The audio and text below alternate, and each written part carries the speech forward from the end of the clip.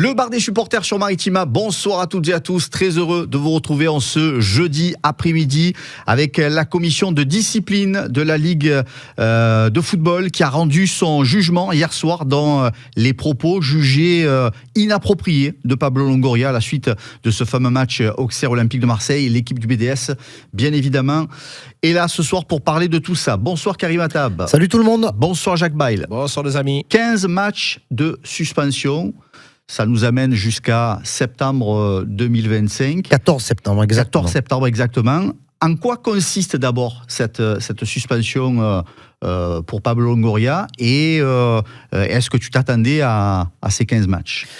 Ça consiste tous les jours de match, il faut qu'il aille pointer au commissariat pour... C'est une blague, bien sûr. Mais non, il est interdit de toute fonction officielle au moment des matchs. Donc, il y a une zone à laquelle il n'a plus du tout accès. La zone de vestiaire d'arbitre, les couloirs, zone. Je crois qu'il peut s'arrêter à la zone média, c'est-à-dire à l'accréditation de Jaco. Donc, c'est... Beaucoup de gens me posent la question depuis hier soir. Ouais, mais c'est pas très grave. Oui, bien sûr que c'est moins grave qu'un joueur, moins grave qu'un coach, mais ça reste quand même aussi un endroit où le président ou le directeur sportif ont toute leur place. On sait que Mehdi Benatia a pris 3 mois. Pour Pablo Longoria, ça nous fait puisqu'il y a la trêve estivale au milieu, ça nous fait quand même 6 mois au total. C'est pas neutre. Hein. Après, il y a des gens qui vont te dire c'est trop, ce que je pense. Il y a des gens qui vont te dire c'est pas assez, parce que je reçois des messages sur les réseaux où on me dit ouais, il aurait pu prendre quand même jusqu'à la fin de l'année. Au moins, ça lui aurait mis du plomb dans la tête. Donc, à un moment donné, c'est vrai que c'est peut-être pas aussi pénalisant pour l'équipe que pour lui, parce que c'est lui qui va être un petit peu bridé aussi dans l'expression de son rôle de président de l'Olympique de Marseille. Mais voilà, dans tous les cas, la commission de discipline, elle n'a pas fait semblant, hein, elle a tapé fort, même si je ne le discute pas. La sortie de samedi soir, elle était tout sauf normale et correcte. Moi, c'est un des sujets sans doute dont on va discuter après, mais moi, ce qui m'interroge maintenant, c'est la suite. C'est quoi ? Comment on va pouvoir repartir sur un pied d'égalité, sur une normalité, sur les 11 matchs qui restent cette saison ? Jaco, quand tu as vu ces 15 matchs hier soir, tu t'es dit quoi ? Le premier truc que tu t'es dit, c'était quoi ? C'est trop, c'est pas assez. Non, je me suis dit, quand même, hein, on s'attendait à 12, c'est 15. Moi, je pense qu'à un moment donné, il faut sortir de ce débat et penser quand même, on apprend tous de ses erreurs. Est-ce qu'il y a eu une erreur ? La réponse, elle est oui. Qu'est-ce qu'on doit faire pour plus que ça se reproduise ? Moi, je veux bien. On était présent avec Karim. Il a fait une faute, le président. Il ne fait pas appel de la décision. Il s'en est excusé. Ça arrive, on l'a dit. Par contre, je pense que au niveau du débordement, il y a eu ce qui s'est passé avant. Et ce qui s'est passé avant, c'est justifié. Il y a eu beaucoup, beaucoup trop d'erreurs pour l'Olympique de Marseille. Donc, le moyen de communication de l'OM n'est pas bon. Il va falloir que les gens qui sont responsables de ça comprennent qu'on a de la frustration et une frustration légitime, Marc. Combien de fois on a été lésé dans les matchs ? Ça fait beaucoup. Donc l'accumulation, il n'est pas arrivé à la digérer, à la contenir. Donc oui, il faut le punir, d'accord, il a été puni trop lourdement à mon avis, mais quand même, il faut que vous nous écoutiez, parce que si tout le monde est mis de côté, parce qu'on parle du président Longoria, Benatia est sur le côté, Ravanelli a pris 3 matchs aussi, les supporters, ils sont suspendus, une part des supporters contre Lens au virage nord est suspendue. À un moment donné, vous êtes en train de tuer l'Olympique de Marseille, donc il va falloir que tout le monde se réunisse et discute, Marco, parce que comme ça, on va dans un mur. C'est pas possible. Et il y a la seule solution, c'est la discussion. Non, mais là, pour le coup, là, on va te dire, là, mais là, pour le coup, pour Pablo Longoria, c'était mérité ou c'est pas mérité ? Mais moi, je pense que pas mérité autant que ça, non. Ah. Je pense que... Après, toi, tu fais un amalgame où tu parles des supporters, tu parles de Benatia, tu parles de... Oui, après, individuellement, dans ces cas, on peut discuter de c'était normal, c'était pas normal. On a parlé déjà longuement de Benatia, etc. Sur la sortie de route de Pablo Longoria. Non, mais je suis pas d'accord quand tu me dis je fais l'amalgame. Je te dis juste que tout l'Olympique de Marseille, tout le staff de l'Olympique de Marseille, toute la direction de l'Olympique de Marseille est pénalisée. Donc, à un moment donné, tu dois comprendre qu'il faut changer ta méthode de travail, ta méthode de communication. La sanction, elle est très lourde. OK. Mais nous, on a assisté quand même à la sortie de Pablo Longoria. On se regardait avec Karim, on disait, ouais, ça fait l'eau, ça pique les yeux. Donc, il est arrivé ce qui devait arriver. Certains confrères n'hésitaient pas à dire que ça aurait été même encore plus grave. On parlait de points perdus au classement par le club. Est-ce que le journal L'Équipe, pour pas le citer, s'est enflammé ou c'est vraiment une situation qui aurait pu se dérouler? Le journal L'Équipe, où il y a eu un super édito. Je l'ai en partie là. Ensuite, soit ils ont le sentiment d'avoir pesé, auquel cas l'affaire est très grave, soit ils sont scandalisés que cela n'ait servi à rien et l'affaire est très grave. Curieusement, ils ne parlent pas de l'arbitrage les soirs de victoire. Voilà. Donc je répondrai pas à ce que tu m'as posé comme question. Jaco, les propos haut en couleur de Pablo Longoria, la sortie de route, les excuses chez nos confrères de l'AFP, on se disait en tout cas qu'il allait prendre la foudre. Là, on peut discuter de 12, c'est mieux que 15, etc. Mais dès le soir, quand tu dis que ça pique les yeux, tout le monde se disait ça va être costaud comme sanction. Et bien sûr, les gars, moi je pense qu'on est Olympiens, je pense que Karim est comme moi jusqu'au bout des ongles. Depuis qu'on est né, on est Olympien. Mais on essaie d'être aussi objectif. Il y a une faute de la part du président. Alors la sanction, oui, 12, 15, 14, 16, 11. Dans tous les cas de figure, c'est des matchs de suspension. Mais il faut, encore une fois, Marco, je trouve qu'il faut plaider coupable dans cette affaire. Il faut se dire une chose, c'est que tu ne peux pas et tu ne dois pas réagir comme ça. Même si c'est dur, on le sait tous, on le sait, c'est la frustration. Et dans n'importe quel jeu, si tu perds, tu as envie de tout envoyer en l'air si tu as de la frustration de la part d'un arbitre. C'est obligatoire, ça. On a toujours au football et on est tous devenus dingues. Mais quand tu es président de l'Olympique de Marseille, je le répète, ça leur plaît à qui ça veut. C'est le plus grand club de France. C'est le plus populaire de France. C'est un club qui attire toutes les foudres. Et donc, il faut savoir essayer de garder son calme. C'est très dur. C'est très, très difficile. La question est de savoir, est-ce que j'aurais fait pareil? Mais j'aurais fait pire, moi. J'aurais fait pire et avant. Tu vois? Donc voilà, je suis pas un donneur de leçons. Je ne peux pas donner de leçons dans ce cas-là. Parce que je suis comme Karim, on est des colériques et que on s'emporte rapidement et peut-être que dans ce genre de situation, on se sera emporté rapidement plus tôt. Après, honnêtement, voilà, il a pris 15. Le barème pour les faits qui lui sont reprochés, c'est 12. Voilà, il a pris 15. Ça veut dire qu'au lieu de pouvoir revenir à la première journée de Ligue 1 de la saison prochaine, le week-end, c'est une info ça, du 16 août, réserve, hein, Jaco, il reviendra le week-end du 14 septembre. Je pense que ça aurait été peut-être judicieux, mais bon, on va me dire, ouais, mais bon, et les règlements, ils sont faits pour être respectés. Tu aurais pu le suspendre jusqu'à la fin de la saison. Quand ça se joue à 2-3 matchs comme ça, et quand on sait que ça n'est pas un acteur du terrain, c'est un acteur du club, mais qui est plutôt en coulisses au moment des matchs. Donc 9, 12, 15... C'est pas bonnet blanc et blanc bonnet. Après, je rappelle quand même qu'il y a 12 ans quasiment, Leonardo avait pris 9 mois, puis il avait fait appel, du coup il y avait mis 1 an, il y avait eu des points C'est pour ça qu'on se posait la question qu'il pouvait y avoir des points de retrait pour le club, puisqu'il représente le club. Voilà. Et ça aurait été, quoi qu'il arrive, ça aurait été des points avec sursis. Il n'y en a pas eu.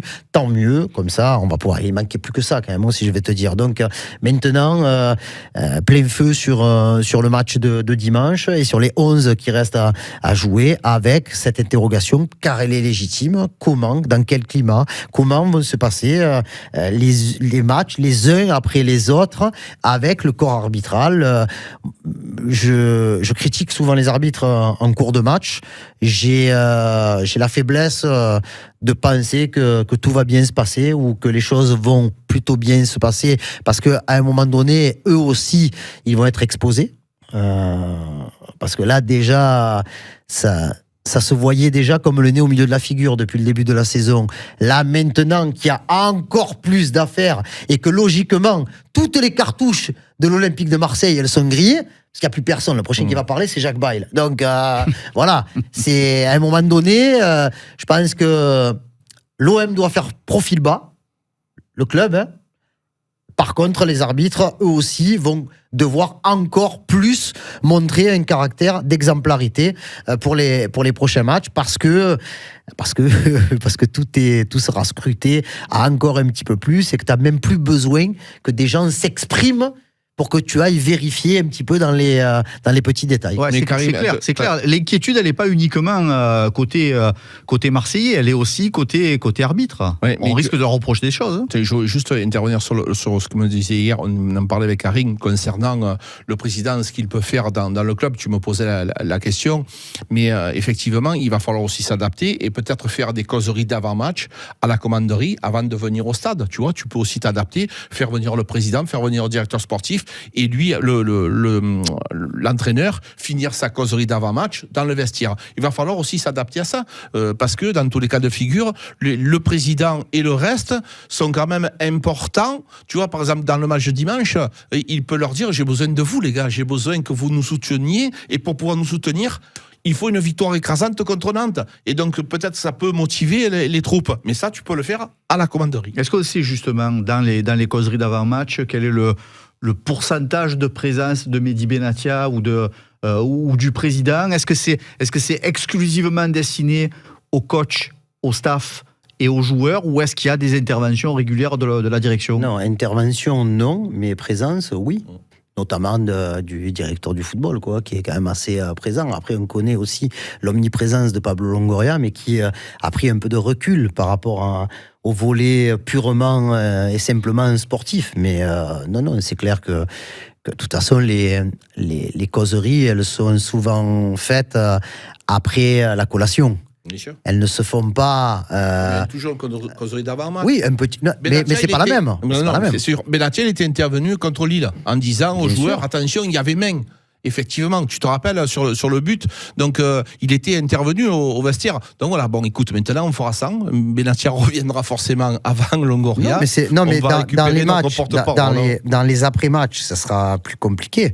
C'est pour les avant-matchs où tu peux t'organiser un petit peu. Mais bon, pour les après-matchs, c'est pas quelque chose d'exceptionnel. Non, mais bon, pouvoir s'adapter. Non, c'est clair. Après, moi, ce qui me gêne, c'est que tu vas faire des déplacements, notamment le déplacement à Paris, où tes dirigeants seront présents. Mais ils seront absents de la vie du groupe. Alors oui, ils seront à l'hôtel et tout ça. Il ne faut pas non plus, ils ne sont pas interdits. C'est comme tout à l'heure, je rigolais. Il ne faut pas qu'ils aillent pointer au commissariat comme les supporters qui sont interdits de stade.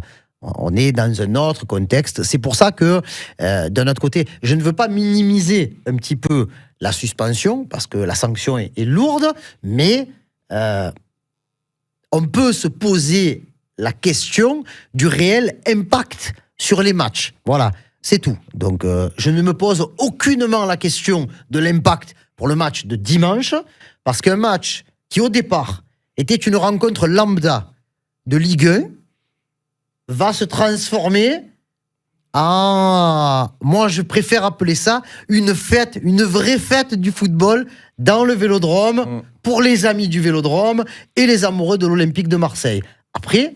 Maintenant, j'espère que l'équipe ne va pas avoir le même comportement que ce qu'elle a pu avoir à Auxerre, Oui. individuellement et collectivement, et que la réponse de l'Olympique de Marseille, c'est pas Pablo Longoria qui va la donner, c'est pas Mehdi Benatia, c'est pas Fabrizio Ravanelli puisque sa suspension démarrera à partir de mardi, ça n'est pas Roberto De Zerbi, ce sont les 18 joueurs ou 18 joueurs de champ plus 2 gardiens qui pourront donner cette réponse sur le terrain dimanche à partir de 20h45 et personne d'autre. Écrasez-les. Jaco, il y aura un impact chez les joueurs ou pas du tout pour toi? Oui, bien sûr qu'il y aura un impact. Un impact dans la solidarité. Je pense que quand tu es un groupe, et je pense que Roberto Zerbi et le staff ont créé un groupe uni. Donc voilà, tout le monde, tous ensemble, à l'unisson, on va pouvoir relever ce challenge-là. Il faut, je pense sincèrement qu'il y a vraiment des joueurs qui ont du caractère, qui ont de la personnalité et qui vont nous faire plaisir. Moi, je suis content parce que, après, on te dit, ouais, mais tu es tout le temps d'accord avec Karim. Mais bon, nous, on vit les choses ensemble, mais ce qu'il dit, c'est plus que juste. À un moment donné, les joueurs, ce qu'ils ont fait aussi à Auxerre, c'est pas possible, hein, les gars. Donc dimanche, on attend de vous, on n'a pas envie que vous leur marchiez dessus. On veut juste que vous ayez de l'efficacité offensive, que vous puissiez jouer à la hauteur de votre talent. Parce que beaucoup de joueurs ont été quand même très en dessous, et peut-être, je dis bien peut-être, que si le match avait eu une autre physionomie au niveau du résultat, c'est sûr. Peut-être que cette c'est pas peut-être. Voilà. Non, mais voilà. C'est sûr. C'est aussi que le président, il peut dire, je me suis énervé, je me suis agacé, mais les gars, peut-être que si vous aviez été, en première mi-temps, buteur, si on n'avait pas attendu, si on avait été avec un peu moins de maladresse, peut-être que l'histoire ne serait pas arrivée. Et puis on rappelle aussi que Valdemar Kita, le président de Nantes, n'a pas tardé non plus à remettre une petite couche. On rappelle aussi que qu'Antoine Comboiré, qui était un des coachs les plus critiques vers l'arbitrage français, demandait à ce qu'on protège les arbitres. C'est la commedia dell'arte version nantaise. Oui, ben voilà, il y en a qui chez eux n'ont pas beaucoup de miroirs, hein, je pense, hein, parce que à mon avis, dès qu'ils croisent un miroir, le miroir il se casse en 1000 morceaux. Hein. Non, mais franchement, à un moment donné, c'est comme si moi, tu me disais, pas de figure. Je commençais à critiquer des gens qui sur les plateaux étaient un peu virulents et tout. Le mec me dirait, mais tu te prends pour qui, toi? Mais tu t'es vu? Mais tu te regardes le soir. Exactement. Après, je dis pas que tout le monde doit bien faire les choses, mais il faut avoir un minimum de recul sur soi-même. Après, surtout Camboré. Et Valdemar Kita. Mais bon, franchement, mais c'est bien, honnêtement, hein. Qui tchatche. Là, tu vois la solidarité. Après, je te dis pas que je savais que le football français, quasiment dans son intégralité, serait contre Longoria et l'OM. Mais pas parce que on est arrêté là avec, on est des pleureuses, on est des ci, on est des là. À un moment donné, il y a des choses qui se font avec d'autres clubs et des choses qui se font pas avec certains clubs. C'est pas grave. C'est pas grave. Soyons objectifs. Voilà, nous on est deuxième de Ligue 1. Je pense que l'OM est à sa place pour l'instant. J'espère que l'OM va garder cette place-là et qu'on pourra se relancer la saison prochaine sur autre chose. Après, il ne fallait pas compter sur la solidarité des autres présidents de clubs, des autres, alors pas des arbitres et compagnie, parce que je comprends qu'ils se mettent les uns avec les autres pour protéger leur corporation. Après, je rappelle que 100% des arbitres de Ligue 1 et de Ligue 2 ont signé la plainte en diffamation contre Pablo Longoria et l'Olympique de Marseille. Donc voilà, c'est là que j'attends la réponse. Après, franchement, il faut dire la vérité. On parle normal. Qu'est-ce que je m'en fous de ce qu'il dit Valdemar Kita et Antoine Comboiré, qui chantent s'ils gagnent dimanche soir et qui rentrent en pleurant s'ils perdent. Ouais, peut-être qu'on va l'entendre siffler, Comboiré. Non, mais c'est ça, quand tu peux pas te regarder dans un miroir, c'est pas possible. Comboiré, tout le temps, il a critiqué les arbitres. Kita, c'est sans arrêt, on le connaît depuis très longtemps. Donc, à un moment donné, lui aussi, il peut dire, c'est vrai que je comprends l'agacement du président, effectivement, il a fait une mauvaise sortie, mais c'est vrai que pour nous, en tant que président d'un club, au niveau financier, c'est difficile, il y a des déplacements, il y a de la gestion humaine, c'est très dur, et il a pu un peu sortir de la route. Mais non, ça on ne le dira pas. Si on fait 2 pas de recul et qu'on essaye... On est deuxième et on a 6 points d'avance. Et qu'on essaye, on va dire, d'être un peu plus neutre dans l'histoire. Est-ce que vous n'avez pas l'impression que cette séquence, ça ne met pas un gros coup de frein sur la volonté de revoir en profondeur ce qui ne va pas dans l'arbitrage français? Non, on en parle moins, c'est sûr. on en parle moins. Mais t'inquiète, ça va vite. Vu que l'arbitrage cette saison en Ligue 1, peut-être dans d'autres pays aussi, n'est pas au niveau de ce qu'on pourrait attendre, il ne faut pas penser que maintenant qu'il y a eu cette histoire, à partir du week-end prochain, il va être fantastique. Je veux juste rappeler que Pablo Longoria a eu son coup de sang samedi soir et que l'attaquant de Lens, Enzola, a été expulsé pour avoir balancé le ballon en direction de l'arbitre alors qu'il était à 15 mètres. Hein. Voilà, expulsion rouge directe et que on est un peu en boucle, mais que Achraf Hakimi, malgré le fait qu'il y ait l'assistance vidéo, encore une fois, Paris n'a pas besoin de ça, je m'en fous moi, Paris. Ils vont peut-être finir la saison sans perdre un match, mais grand bien leur face. Hein. Qui gagnent, qui perdent contre Liverpool, grand bien leur face. Après, il reste des matchs avant d'aller la gagner. Hein. Mais dans tous les cas, Hakimi aurait dû être expulsé. Bien sûr. Contre Lyon. C'est juste N'importe quel joueur qui met un coup de pied intentionnel, comme ça, en plus, avec des ralentis gros comme, je sais pas, les images de DAZN, tout le monde a pu les voir. Ben, les images du coup de pied de Hakimi à Tagliafico, je crois que tout le monde les a vues aussi. Eh ben non, il y a carton jaune. Et là où tu dis, c'est encore plus grave, c'est que c'est pas le joueur qui est destiné à faire gagner son équipe sur un plan offensif. Il a marqué un doublé après. Il marque un doublé. Mais ça change donc, tout.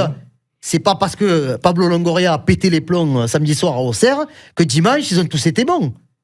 Donc, je pense que si le problème vient d'une uniformité et d'une qualité à un moment donné, je parle pas de l'intégrité, je parle de la qualité. Ils sont meilleurs dans les matchs de Coupe d'Europe qu'en championnat de France. Eh ben, il va y en avoir encore des merguez, hein, week-end après week-end. Hein. J'espère juste que nous, on va pas payer la note. Est-ce que tu as déjà vu Vincent Labrune, descendre voir le président Longoria et dire « Je m'excuse pour l'arbitrage ». À l'OM, non. Par contre, Thiriez, quand il est descendu voir Nasser sur le terrain en lui disant « Je suis désolé pour l'arbitrage », on se rappelle cette séquence, elle est passée en boucle celle-là.